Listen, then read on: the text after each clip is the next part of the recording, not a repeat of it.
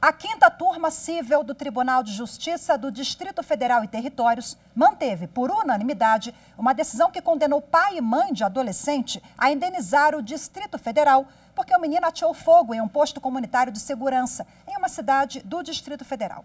Não cabe mais recurso da decisão. O crime ocorreu em 2014. O posto comunitário da Polícia Militar do Guará, cidade a 18 quilômetros de Brasília, foi incendiado na madrugada daquele ano por um adolescente de 15 anos e um rapaz de 18. Os bombeiros foram chamados para conter as chamas, mas não houve tempo. A estrutura ficou completamente destruída. No dia seguinte, os dois jovens foram detidos e acusados de provocar o incêndio propositalmente. Hoje, aqui na praça onde funcionava o posto comunitário da Polícia Militar, foi construído um parquinho. Eu tentei conversar com moradores e comerciantes da região, mas ninguém quis gravar a entrevista com medo.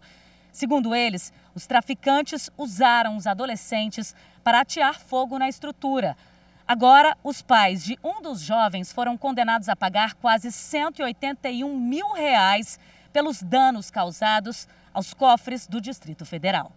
No Tribunal de Justiça do Distrito Federal e Territórios, a mãe alegou que não tem recursos para pagar a dívida e o pai argumentou que não participava da criação do filho desde os 6 meses de idade, por isso não poderia ser responsabilizado. Mas, no entendimento da quinta turma cível do tribunal, em ato ilícito praticado por incapaz, no caso um jovem de 15 anos, o responsável responde de forma principal. Já o réu maior de idade foi condenado na esfera penal pelo incêndio criminoso.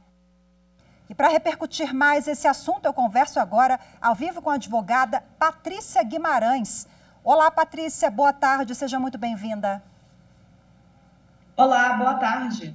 Obrigada. Patrícia, obrigada pela sua participação. Nós acompanhamos na matéria essa questão do pai que disse que não tinha responsabilidade porque não criava o filho. Filho esse que ateou fogo num posto de gasolina, R$180 mil é o valor da indenização. Quem é que paga a conta? O pai, a mãe, o pai que não criava a criança?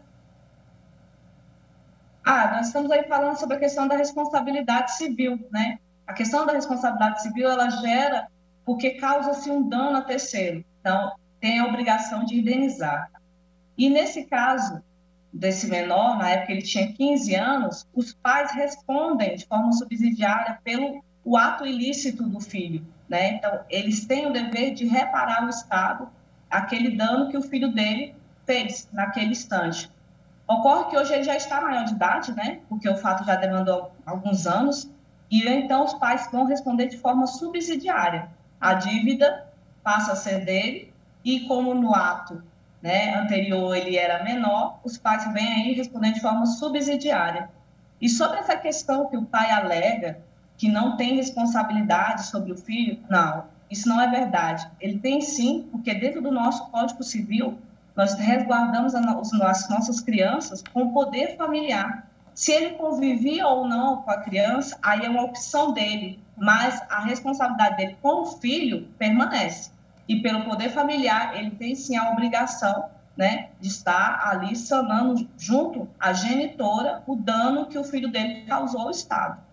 E só uma correção aqui, o menino ateou fogo num posto policial de uma cidade aqui do DF, viu? Sim. Mas, Patrícia, mesmo que em caso de pais separados, essa responsabilidade será a mesma para os pais do adolescente, então?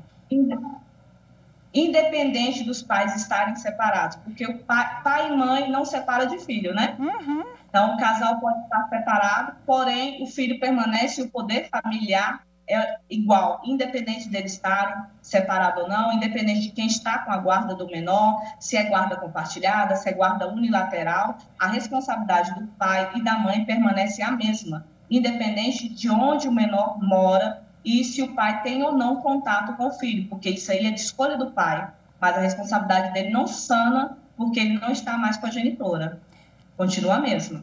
Bom, no caso concreto, essa família terá que pagar ao Distrito Federal R$180 mil em torno desse valor. Eles alegam que não tem dinheiro, não tem como pagar. E aí? Como é que fica essa situação? Às vezes tem uma moradia, a moradia, salvo engano, não pode entrar né, nessa jogada para que a pessoa não pode ficar sem moradia e colocar aquele valor, empenhar para pagar ao Estado. Na prática, como é que resolve essa questão?